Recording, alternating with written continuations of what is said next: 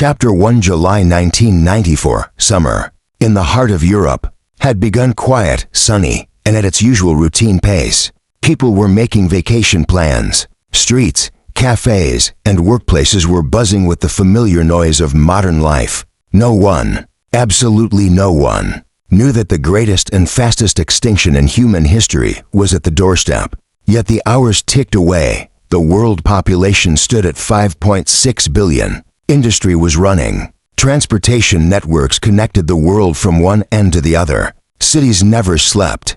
Yet in the blistering middle of July, an unseen, unheard, and undiagnosed disaster erupted on a global scale in a single night.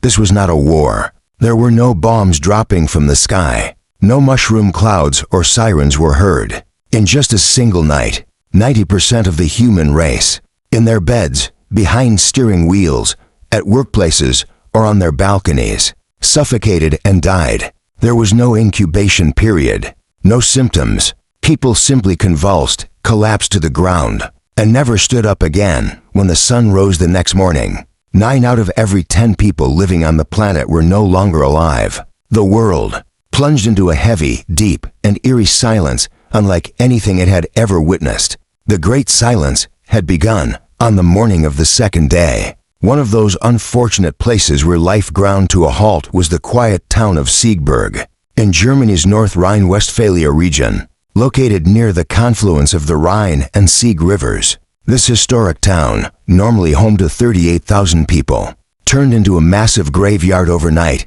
Streets were filled with vehicles whose doors remained open. Cars of drivers who died while waiting at red lights kept running for hours until their engines ran out of fuel and died. Smoke rising from factories ceased. Trains on the tracks, coffee cups on tables half full, remained just like that. Power grids began collapsing one by one hours after human intervention ceased.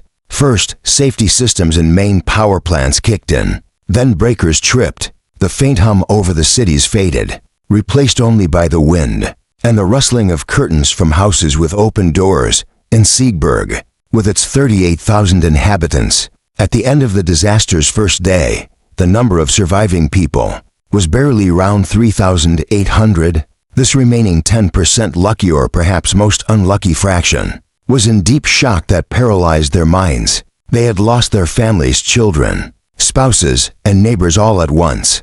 There wasn't even time to weep, because in a city filled with corpses, the rules of staying alive were changing rapidly. The July heat was merciless. As the sun rose higher in the sky every day, thousands of corpses left inside houses, on streets, and in car seats began to decompose rapidly.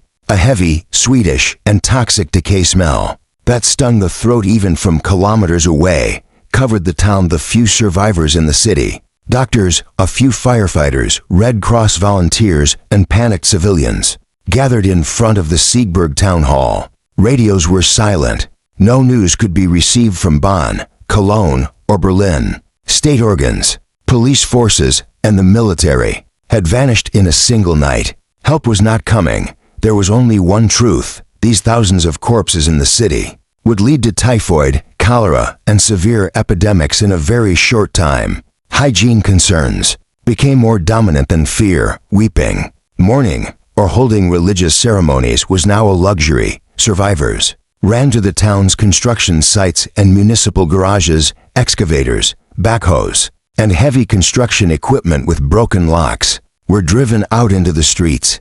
People who didn't know how to operate machinery learned to run those giant vehicles in a few minutes of trial and error. The target was Nordfriedhof Cemetery north of Siegburg and the empty fields around it. Starting from the third day of July, the only rhythm of life in Siegburg's streets was the sound of diesel engines, of heavy machinery, and the clatter of excavators digging into the soil. In the Nordfriedhof region, massive trenches tens of meters long and 3 meters deep began to be dug. People, with bandages in their hands, cologne towels tied over their faces, were forced to load the bodies of their own neighbors, friends, unknown infants, and the elderly onto truck beds. Names were not read.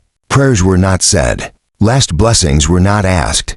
Trucks pulled up. Beds tilted into the trenches. and following excavators covered them with lime and soil. People had to view those once living bodies merely as biological hazards. Otherwise, their minds could not bear this sorrow. This work continued non-stop for days, under the headlights of machines at night, under the scorching sun by day. But it was impossible for 3,800 people to collect 34,000 corpses. People were exhausted. Blistered fingers were bleeding. Backs were giving out. Psychological collapse immobilized someone every passing hour.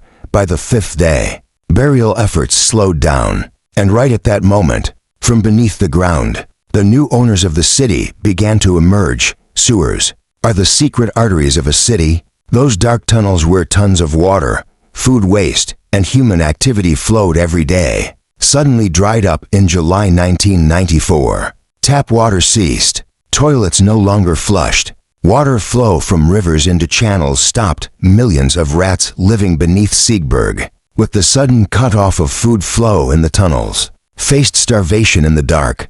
The rodent swarms, which ate their own dead and each other in the tunnels for the first 2 days, caught the scent of the massive food source above ground from the third day onward. From dry pipes, toilet bowls, street grates, and ventilation shafts, millions of rats began climbing up to the surface. This was not a simple pest movement. This was a black, writhing disaster vomiting from underground. Rats spread across the streets, seeped under locked doors of houses, rushed to mass grave trenches, uncollected corpses, and open windowsills. The silence of the city was broken this time by the patter and gnawing sounds of millions of tiny paws. For the surviving humans, the situation was no longer just painful. It had turned into a terrifying nightmare. Excavator operators working in mass graves ran away from their machines as they saw swarms of rats surging inside the dug trenches. The battle for hygiene was lost. Entering August 1994, burial efforts in Siegburg stopped completely. Those 3,800 survivors pulled back from the city center, closing themselves into higher, isolated buildings and detached houses near the river. The lower streets of the city were abandoned to corpses, rats, and a heavy stench. People covered their windows with blankets, pushed wet rags under doors to keep out the invading stench and rodents. Everyone asked each other the same question: what happens next? Is anyone left in the rest of the world? Radio frequencies carried only static. On amplitude-modulated AM longwave radios, pirate, panic-filled broadcasts were occasionally heard from England, France, or Spain. But those broadcasts also cut out one by one within a few days. Global civilization had collapsed like a house of cards. Humanity entered a new era where there was no electricity, where canned food was of vital importance, and where clean water was more valuable than gold. Yet there was something the people of Siegburg did not know.